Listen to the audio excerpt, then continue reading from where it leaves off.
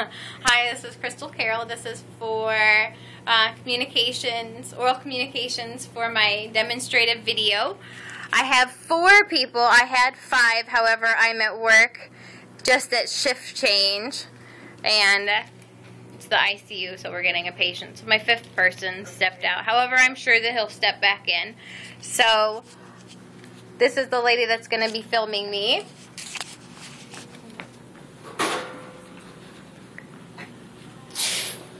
All right. About CPR and the importance of knowing CPR. It's not just for in the healthcare field. It's also important if you're going to be a babysitter. They have community CPR classes, and it's really important for you to know that, because at some point it could be your mom, your dad, your child, your neighbor, your husband, your wife. You know, you never know when that's going to happen. CPR is really, it's a life-saving thing when your patient, when your loved one goes into cardiopulmonary arrest and they stop breathing or their heart stops. Life-saving CPR, that's what's going to make the difference between life and death. I mean, I know you call 911, but it takes a while. Sometimes it takes 20 minutes, and if you have that much downtime, then there's a lot.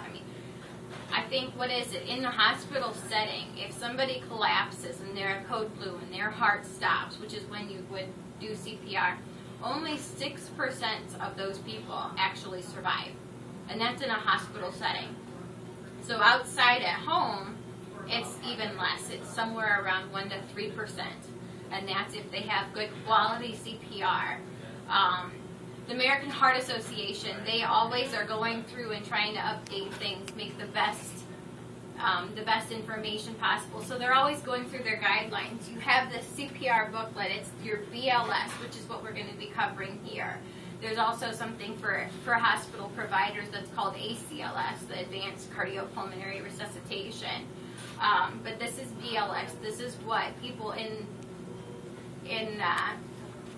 at home can take. Your babysitters can take it. And in 2010, they changed the guidelines for cardiopulmonary resuscitation, otherwise known as CPR, and emergency cardiovascular care. They changed the sequence. It used to be ABC. It was very easy to remember: airway, breathing, circulation. And then what they did was they changed that to circulation, airway, and then breathing. So it's BAC. This is going to be such a bad video. I am so sorry. I hope it's more entertaining than my last one, though. It's going to be CAB, circulation, airway, breathing.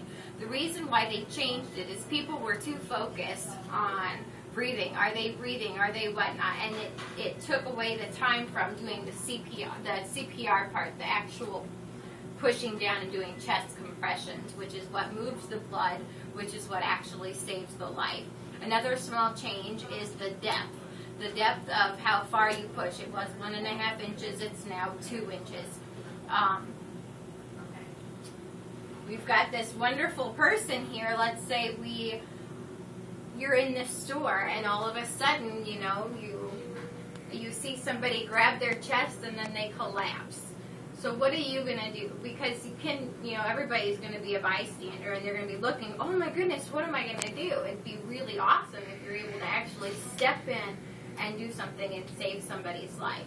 So the first thing that you're going to do in CPR is you're going to come in and you're going to, sir, are you okay?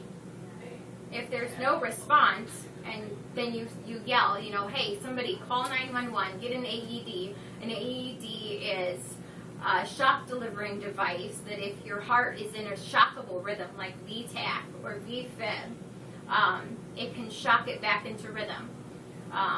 The American Heart Association also recommends having those, and most stores, supermarket, malls, anything like that, if you're at a concert, the concert hall, those will all have those.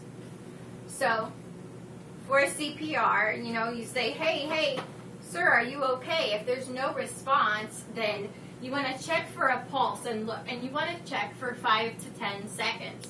So for 5 to 10 seconds, you check for that pulse. If there is no pulse, you immediately get up and start doing CPR. You want to do a rate of 30 compressions to 2 rescue breaths. You want to go fast and strong. You want to sing the song Staying Alive. 1, 2, 3, 4, 5, 6, 7, 8, 9, 10, 11, 12, 13, 14, 15, 16, 17, 18, 19, 20, 21, 22, 23, 24, 25, 26, 27, 28, 29, 30. You lift the chin and give a rescue breath. 1 over 1 second, 1 over another second. You're looking for chest rise. And then you go back into the CPR part. And you continue doing this until help arrives. And it's very tiring. It takes over your whole body. And so hopefully you have somebody else there to do it with you. You want to do chest compressions. You have the nipples, and it's right middle of the nipples. So that's pretty much it. It's very, very simple. You just remember the song, ha, ha, ha, ha, staying alive, staying alive. So that's what you do it at that rate. You want to do fast and hard. That's what you do. And then 2. So doing that until help comes can actually save somebody's life.